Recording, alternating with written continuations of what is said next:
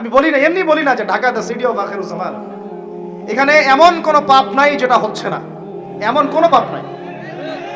সুদ চরমে, সুদ ঘুষ চরমে, দুর্নীতি চরমে, ক্ষমতার একটু দাপট আছে, একদম মাজলুমের উপর যা জুলুম হচ্ছে, জুলুম করতে কেউ বাদ রাখি না। এমনকি দেখা যায় রাস্তার যে মিসকিন ফকির, ওরাও বিশ্বাস করা যায় না ওকে টাকা দেওয়া যাবে কি যাবে না। হিজরা ছিল না, অপারেশন করে হিজরা হয়েছে যাতে সারা জীবন কোনো কাজ করা না লাগে। তারপরে আপনাকে এসে বলবে হাত নাই, ভিতরে একটা হাত আছে, আপনি দেখতে পারতেছেন না। পা ইচ্ছা করে একটা অপারেশন করছে যাতে সারা জীবন একটু খরায় খরায় হাঁটতে হয়, কোনো কাজ করা না লাগে।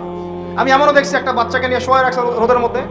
আমি গিয়ে বললাম যে কি হয়েছে বাচ্চা, ওটা অসুস্থ, মায়া দয়া করে আমরা তো কিছু দান করে দিয়ে আসলাম। পরে আমাকে আরেক ভাই বলতেছে, ভাই আপনি কি করলেন এটা, কেন কি হয়েছে? কি করবে জানেন, এই বাচ্চা তো অসুস্থ না, এই বাচ্চাকে ঘুমের ওষুধ খাওয়াইছে, ওই বাচ্চাকে ঘুমের ওষুধ খাওয়াইছে, রোদে শোয়া রাখছে, মানুষকে দেখাবে অসুস্থ, টাকা দেন।